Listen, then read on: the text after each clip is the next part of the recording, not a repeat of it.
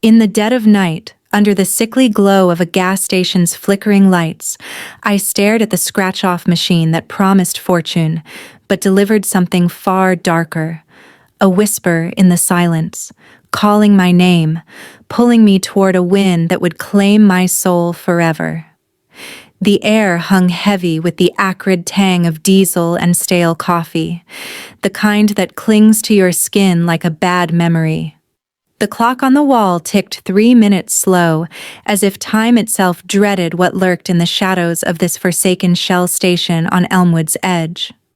My name was whispered in the hum of the fluorescent bulbs, but I was alone, or so I thought.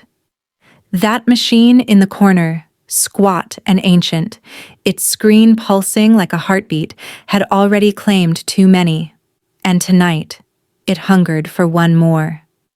I pulled the graveyard shift at that rundown 24-hour shell, the one perched like a forgotten relic on the outskirts of Elmwood. The sodium lamps outside buzzed and flickered, casting long, jagged shadows that danced across the cracked pavement. Every night, the stench of spilled fuel seeped into my pores, no matter how many times I scrubbed my hands raw. The register's clock mocked me, forever lagging behind, as though the hours stretched on purpose to trap me in this limbo. Most shifts blurred into a haze of monotony. I'd inventory the cigarette packs for the umpteenth time around 4 a.m., my eyes glazing over the rows of Marlboros and Camels. The coffee maker wheezed its last breaths, dribbling out bitter sludge that tasted like regret. Outside, moths hurled themselves at the bug zapper, their frantic spirals ending in sharp pops that echoed like muffled shots in the empty lot. Occasionally, old Ray would stagger in, his breath reeking of cheap whiskey, snatching a tall boy and a lone scratch-off. He'd claw at it with his grimy thumbnail, grumble, "Next time's the charm," and vanish into the inky blackness. It was predictable, almost comforting in its dullness, until you noticed how the silence pressed in at 3 a.m., thick and watchful, like the town itself was holding its breath. That scratch-off dispenser hunkered in the corner, a bulky relic of faded beige plastic older than my 20-something years. Folks began dubbing it Lucky after a string of improbable jackpots. It started innocently enough, a buzz of excitement rippling through the regulars. Take Mr. Harlan. He was as reliable as the Tuesday midnight chime. Always the same order, a pack of Marlboros and one ticket.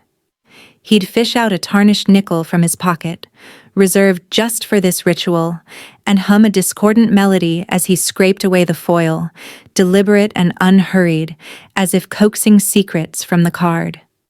One shift, he uncovered $50, grinned wide, and slid me a 10-spot with a wink. Patience, son. It always pays off. The following week, $100 gleamed under the scratches. His motions grew even slower, his gaze locked on the card, sweat beading on his brow as if fearing he'd overlook a single shimmering speck. But then Harlan vanished. No more Tuesdays, no more humming.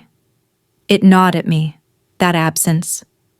Sheriff Rowland dropped by sporadically, always for his ritual blue raspberry slushie, slurping it down with a grin that stained his teeth electric. "This junk's eternal," he'd quip, wiping his mouth. One night, I couldn't hold it in. "Sheriff, mind if I pick your brain?" He placed the cup down, fiddling with his glasses. "As long as it ain't about fines." Harlan, he was clockwork every Tuesday. Haven't seen him since those big wins, 3rd week straight now. Roland's eyes drifted to the machine, reflecting its glow in his lenses. He didn't meet my gaze. "His boss reported him gone," he said after a pause, voice flat.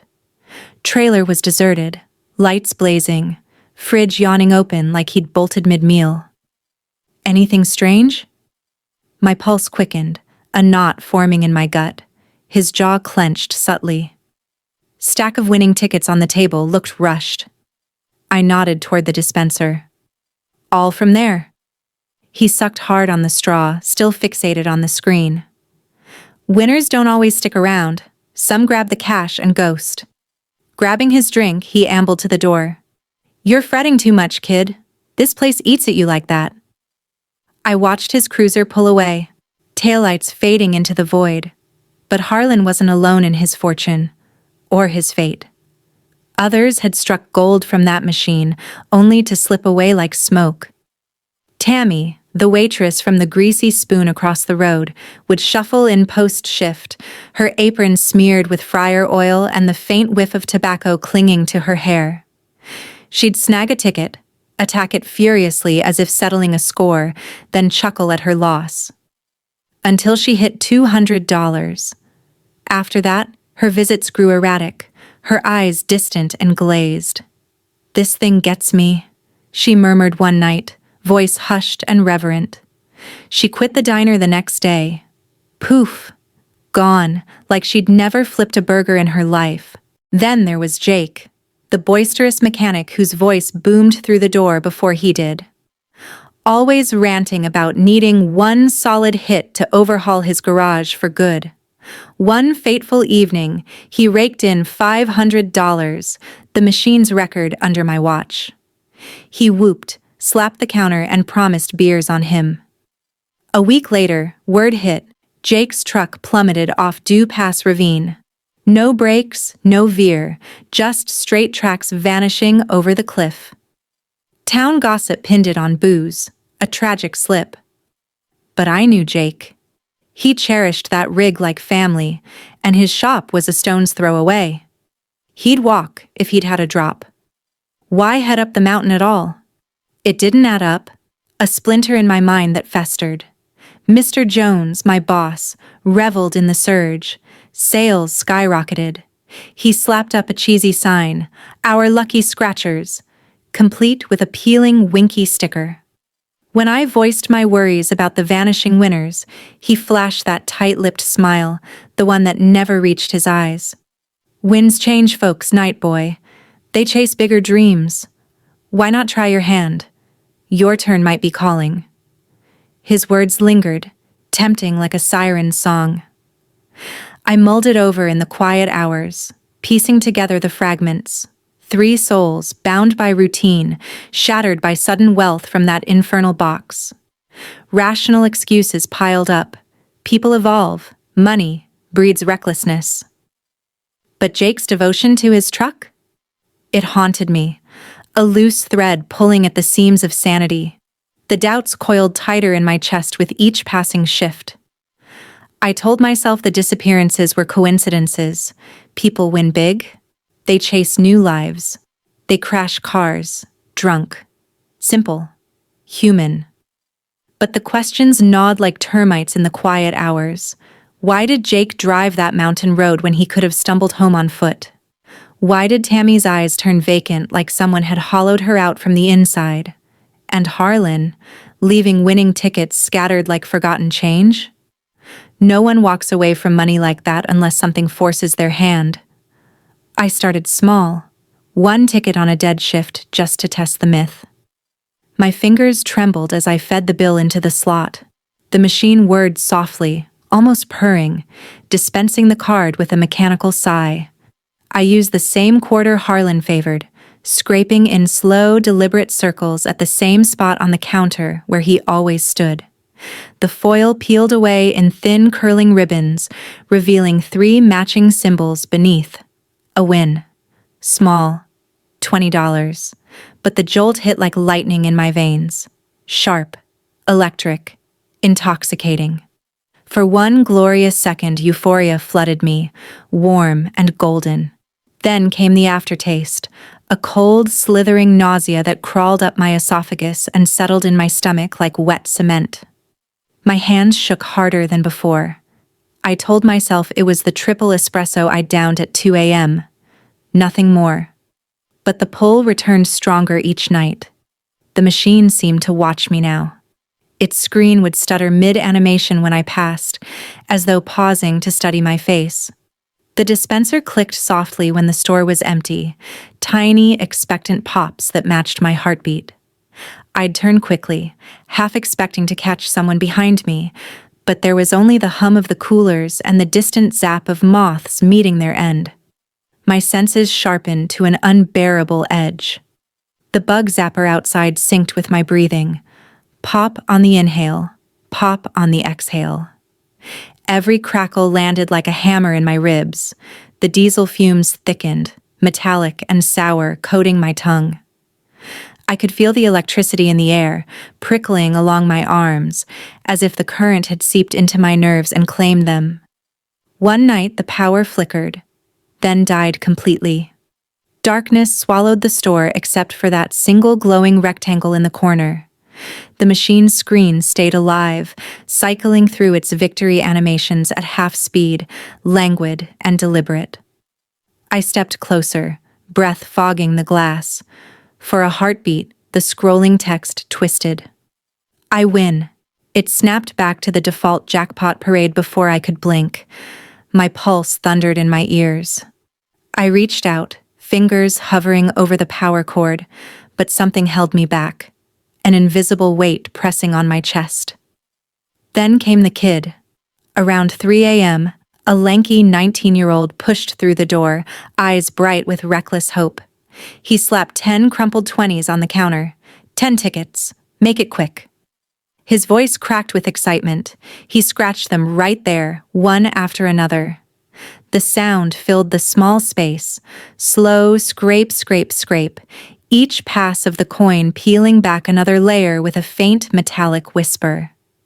The chemical scent of fresh foil bloomed, powdery and sharp, like new money mixed with something faintly rotten. He won every single one. Laughter burst from him, wild and jagged, turning into a coughing fit. He bought 10 more, fingers flying now, then slowing again as if savoring each reveal. His grin stretched wider with every win, lips pulling back too far, teeth gleaming under the fluorescence. By the last ticket, his eyes had gone glassy, pupils blown wide like black pools. I knew before he did. He stumbled outside, still smiling, sat in his beat-up Civic with the engine idling, tickets fanned across his lap like a winning hand. The smile never faltered. It froze there, unnaturally wide, as though his face muscles had forgotten how to release. I watched from the doorway for nearly an hour. The dashboard clock ticked forward, then inexplicably rolled back. He didn't move. His mouth worked silently, forming words that never escaped. Thick mucus dribbled from the corner of his lips. His hands clenched the card so tightly the foil crinkled under his grip. I tapped the window. Nothing. I called 911. They took 3 hours to arrive. Small-town response times. When the paramedics finally pried his fingers open, one by one, the tickets came away with wet, sucking sounds, as if glued by something more than sweat. That night I dreamed of his face, not screaming, not terrified, just that blank, ecstatic rictus, eyes reflecting the machine's glow like twin moons. I couldn't shake it. He'd been normal, nervous, hopeful, alive, until the tickets touched his hands. The machine had to be stopped. On my next night off, I slipped back inside with the spare key I'd never returned. The store was black except for the soft, pulsing light from the corner. The glow throbbed unevenly, like slow breaths. I stood frozen in the doorway, mouth dry, skin crawling. The smell hit me again. Fresh scratch-off foil, chemical and addictive, undercut by something damp and coppery. My feet carried me forward against my will. Tears stung my eyes as the craving swelled inside me, filling every hollow space until there was nothing left but the need to scratch, to win, to obey. I could almost hear it whispering without sound, promising everything. My hand lifted on its own, fingers brushing the print button. A trance settled over me, warm, heavy, inevitable. Then panic surged. I wrenched backward, lunged for the cord, and yanked. The plug tore free with a clean snap. The screen stayed lit. "What the hell?" My voice cracked in the silence. I grabbed the broom from the back, swung hard. The handle connected with a dull, resonant thump. Something answered, a low, guttural grunt from inside the machine. Then a voice. Clear, close, patient. It spoke my full name, first, middle, last, like reading from an old school record. Then my mother's name, the exact soft, disappointed tone she used when I was small and caught lying. The air grew thick, heavy with the scent of foil and something wetter, older. I slammed my hands over my ears. The sound pushed through anyway, swelling, insistent. Light flared white-hot behind my eyelids. I folded forward, head between my knees, waiting for the end. Then, nothing. When I looked up, the store was flooded with red and blue lights, cops everywhere. Mr. Jones stood among them, calm as ever, gesturing at the security monitor. The footage showed me alone in the dark, standing motionless, staring at empty air, lips moving for 20 unbroken minutes. I remembered none of it. No words, no time lost, just the blackout. They gave me a warning. No charges, no report. Just hard stares and quiet footsteps as they filed out. Jones lingered, offering that small, knowing smile. As the last officer passed, he winked at me, like we were in on the same secret. I told myself I was lucky. Word spread through Elmwood faster than a brush fire in dry grass. Night boy cracked, they said in the diner booths and at the auto shop. People stopped meeting my eyes when they paid for gas. They'd slide their cash across the counter like it might burn them, mumble thanks, and hurry out. No more small talk. No more lingering. Just wary glances, the kind reserved for someone carrying something contagious. Mr. Jones handled it with his usual unruffled calm. When customers asked about the missing machine, he'd shrug and say it was out for repairs, should be back soon. His voice stayed even, almost soothing, but his eyes never quite matched the smile. He never raised his voice about my break-in, never docked my pay. He just watched me a little closer now, like a man studying a puzzle he already solved.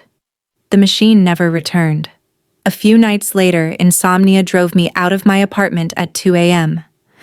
I told myself I was just passing by, nothing more. But my truck slowed on its own as I approached the shell. The station lights were off except for that one corner window leaking a faint, unnatural glow. Not the cold white of fluorescence, but something warmer, almost fleshy. A pulse. I killed the engine across the street and stared. Inside, a silhouette stood at the counter. Not moving much, just scratching. Slow, methodical circles with a coin. The motion was hypnotic. Tiny, precise, endless. Behind the figure, another shadow loomed, taller than it should have been, too still. Patient in a way that made my scalp tighten. My fingers twitched on the steering wheel. The old craving stirred again, low and insistent, like a hand brushing the back of my neck. I could almost smell the foil, feel its dry whisper against my skin. I slammed the gas pedal. Tires squealed.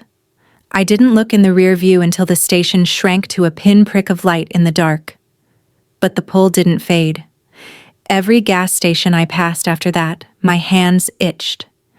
Every convenience store, every truck stop, every glowing sign promising scratch and win.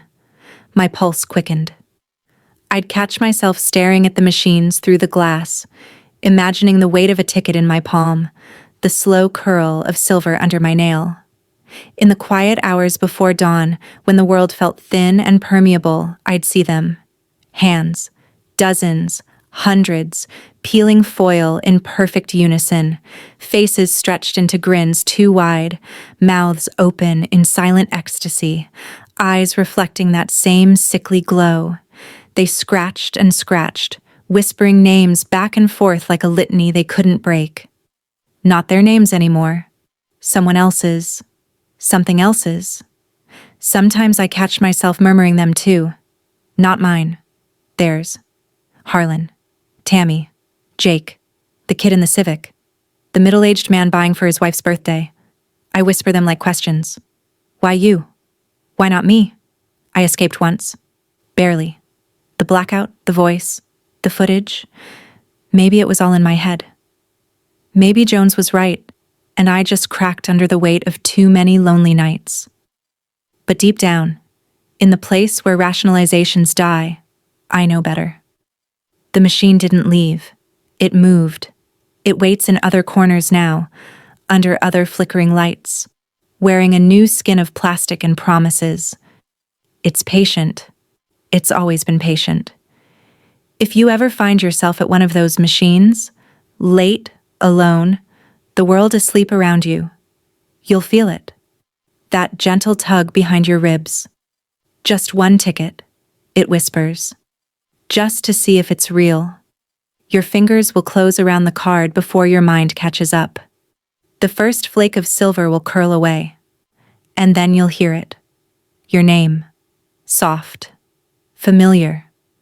Disappointed like a mother who knows you've already lost. You won't win the jackpot. It will win you. You'll keep scratching. You'll keep smiling. And when the last ticket is gone, when the foil lies in shreds around your feet, you'll understand. The glow follows. It always follows.